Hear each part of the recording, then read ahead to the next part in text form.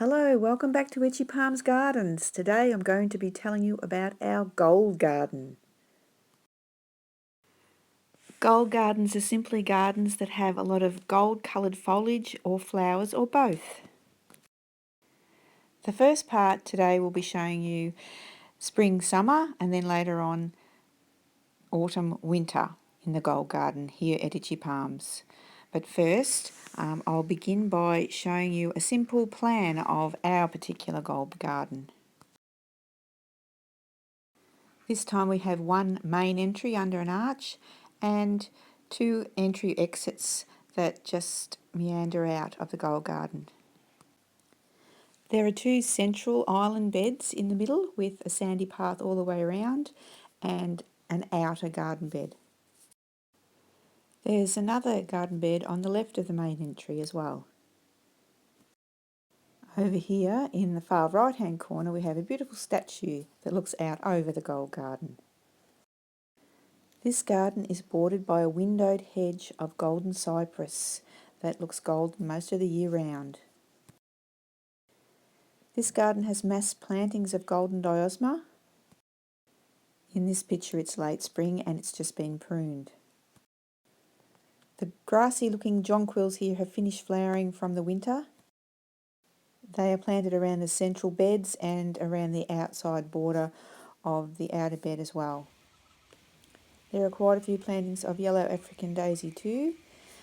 This is one of 3 weeping mulberries that goes yellow in the autumn and it's just shooting.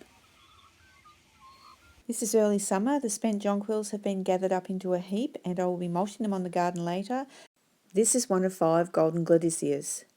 Here again is one of our 3 weeping mulberries. This is a lovely prostrate yellow golden cypress. Because of the climate here I've selected tough gold plants. Now here's Paul with the African daisies trimming the outer border hedge there.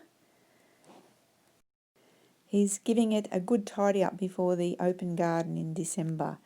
There's the mulch heap again of the spent jonquils. These are yellow Spiro Irises that flower a bit later on. This is a yellow Banksia rose growing over the main entrance arch. In this shot you can see how effective the gold foliage is. It is really quite striking. This tough old Tacoma flowers all summer. This golden yellow canna has a stripy yellow leaf. I often hear people saying they don't like yellow in the garden, but I think when you put yellow in the garden all together in mass plantings, be it flowers and or leaves, be it stripy variegated leaves or golden leaves, golden daisy flowers, they can really look nice in that group planting. What do you think?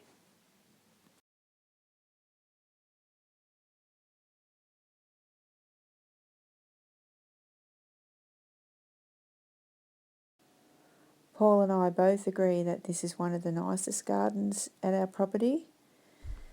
And this is our thunderbox with a shovel handle. The sandy path all the way around the garden just makes it nice to wander along and invites you to keep going around. There are some seats there too, which are handy to have a rest. When we do get a chance to sit down, we look around and just think we're surrounded by treasure. Coming up is a gold garden in winter putting on a show, worth waiting for, so keep watching. When I need a rest from gardening, I paint, and this is a painting I painted of my sister's property on the Campaspe River. If you go to Redbubble on the links below, you could have coasters with my painting on it. My painting is on many products on Redbubble, even this nice bag. Check them out in the links below. Right, this is autumn in the gold garden. The weeping mulberries have turned buttercup yellow and are just losing their leaves. These stunning yellow jonquils come up and flower all winter. Through our long, hot summer, they don't care if they don't get watered because they're asleep. But first autumn rain, they start coming through the soil and they start flowering and they're very scented and they just glow in the winter sunlight. This garden is probably about 10 years old.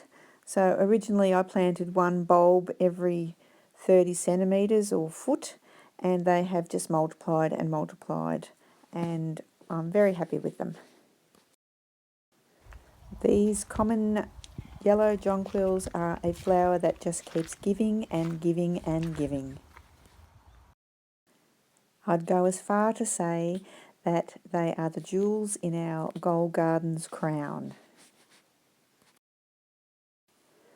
So again, I say that if you'd like a gold garden at your place, the best thing to do would be to see what sort of gold-leafed plants and pretty yellow flowering plants grow in your area. And to have the best gold garden, you probably need the most common, toughest plants for your area because you want it to look good all the time. These tulips are very pretty for successional plantings. This is just a yellow japonica hedge, which is very common. You can have yellow succulents depending on where you are. If you like yellow daffodils, they're very lovely too. It's good to have changing things all year round, so even if you have yellow autumn leaves, that can make a gold garden look nice. Or a nice touch of spring with the yellow Dutch iris again. Or some people like dahlias too, they're yellow, or daylilies, depending on where you live. And even a bit of orange is nice in a gold garden, like this orange Californian poppy. From our experience, a gold garden needs to have really good gold bones, like some sort of plant throughout with gold leaves most of the time. Here is one of the 5 windows that Paul made for me in the gold garden. And there's our statue again. And another of the windows he made. And another with the hedge growing over the top. And yet another shot, looking into the gold garden this time. I hope this has inspired you to go out and have a dig in your garden and get creative. Next time we might go for a stroll down Daisy Walk. Keep an eye out on Facebook or Instagram for our coming open garden in December. Bye for now.